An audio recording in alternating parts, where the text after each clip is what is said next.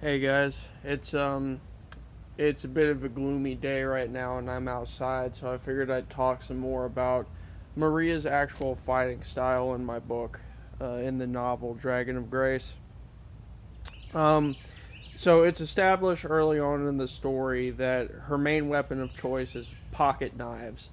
Um, the first one she has is like a black carbon steel model. Um, with the handle that you have to pop the blade out of and everything. Um, but throughout the course of the story, she's shown to be very athletically inclined, and sort of in a manner similar to the way Leon was in Resident Evil 4. Um, but obviously, there's also the actual power in the book that I haven't stated what it is yet because that's supposed to be for closer to the end of the story when they actually figure out what it is. Um, but so Maria's main weapon of choice is pocket knives, but like I mentioned before, the characters, like the fighter characters, use different styles. Like they practice with each other's fighting styles before the second act. So next we got Emily, who's the deuteragonist, and she uses dual wielded spears. Um, since the whole thing with her being attacked by wolves and everything, I thought, her being this sort of Arkansas country girl, um, she would have. It would make sense for her to have a bit more of that primitive style. Where she would be using sort of an old fashioned type weapon. Now, obviously, this weapon will be upgraded, like her weapons will be upgraded as the story goes on, but um, that's basically what she does, and um, she takes a lot after Maria, obviously, looking up to her as a sister figure, so a sisterly figure. Um, and then you've got Maria's brother Brandon, who uses a double bladed battle axe type thing, and he's a he's among one of the physically stronger members of the group. Um, he trained a bit with Maria before the others started training with him. Um, whenever he had time off work, they would train together and stuff like that. So that's pretty much his thing.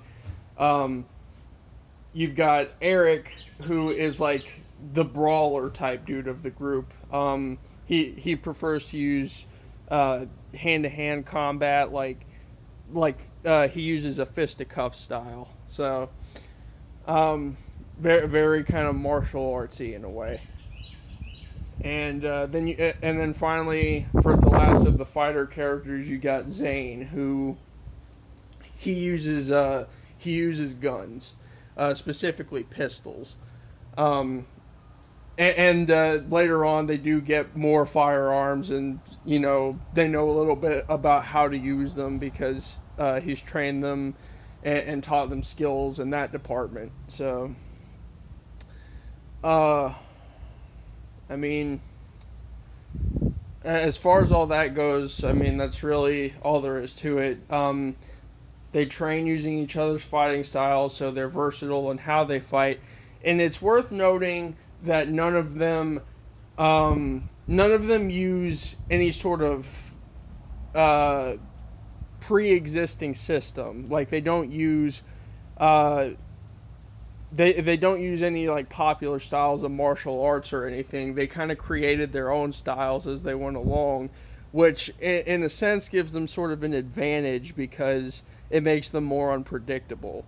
Like the monsters and stuff can't examine their moves and try to figure out what they're doing because they don't use your typical martial arts style of fighting. So, um, and I guess that's really the gist of it is that the um, throughout the story they do most of their training like consecutively early on before the second act, but they also continue to train together uh, from Act 2 onward, like during their downtime between actual fights. So, yeah, I mean, they get all sorts of power ups and stuff. They get weapon upgrades, skill upgrades, power upgrades, all that sort of stuff.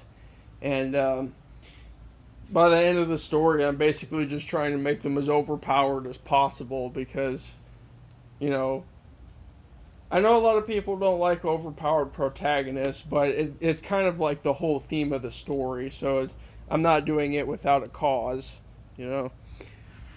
But as far as that's concerned, I guess that's really all I have to say about it. So I guess I'll leave this video off here and just see what you guys have to say in the comments, I guess. Anyway, I'll see you guys later.